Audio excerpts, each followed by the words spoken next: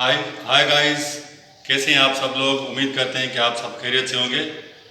Dear students, Majid दा YouTube channel पे हम आपको वेलकम करते हैं। हमारा टॉपिक जो सेंटेंस और उसके पार्ट पे हम बात कर रहे हैं वो चल रहा है। तो आए हम आज बात करते हैं कि सेंटेंस में एक्सटेंशन क्या होता है। तो एक्सटेंशन की डेफिनेशन है when we add any phrase after object और complement that phrase is called extension. यानी ऑब्जेक्ट या कॉम्प्लीमेंट के बाद जब हम कोई फ्रेज लगाएं तो उस फ्रेज को हम एक्सटेंशन कहते हैं। ऑब्जेक्ट एंड कॉम्प्लीमेंट पे मैंने पहले बात की हुई है आपसे। तो कैसे, फॉर एग्जाम्पल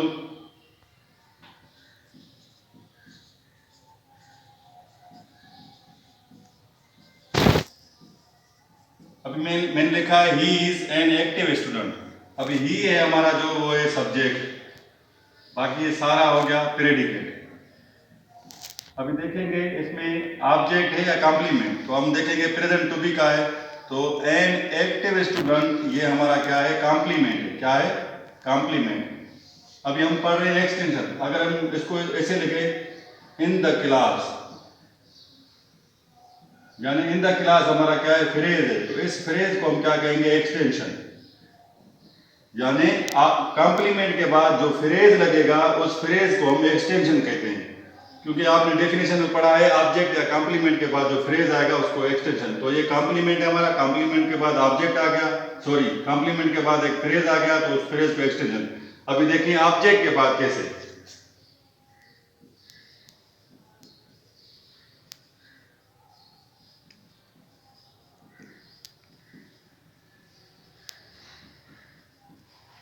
ये हमने सेंटेंस लिखा है I cut an apple with blunt knife.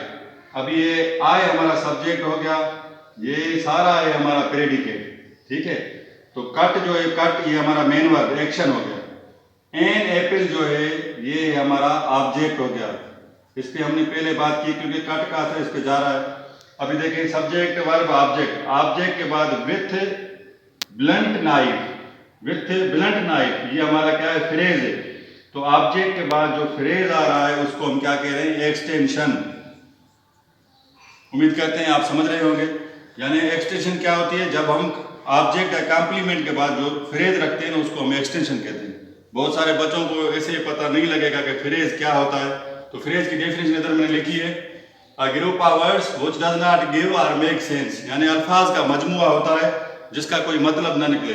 For example मैं ऐसे लिखूं in the kitchen with my friends etcetera. तो देखें ये ग्रुप ऑफ वर्ड्स है, इसका कोई कंप्लीट सेंस नहीं बन रहा, तो फ्रेज हम उसको कहते हैं। इस फ्रेज में मैं कुछ चीजें ऐड करता हूं, यानी काइंड्स ऑफ फ्रेज, ताकि आपको फ्रेज भी समझ में आ जाए। तो फ्रेज के काइंड है, एक होता है नाउन फ्रेज, दूसरा होता है हमारा एडजेक्टिव फ्रेज, तीसरा होता है हमारा एडवर्ब फ्रेज, उसके बाद हमारा होता है वर्ब फ्रेज, उसके बाद होता है पार्टिसिपल फ्रेज, उसके बाद होता है जिरंट फ्रेज,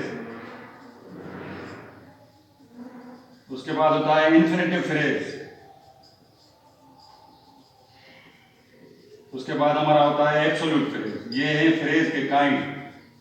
ये हम अपने नेक्स्ट लेक्चर्स में सारा जो भी है मैंने लिखा है आपको मैं क्लियर करूंगा, ताकि आपको फ्रेज और उसके काइंड मिल जाए। तो आज हमारा जो टॉपिक था वो था एक्सटेंशन।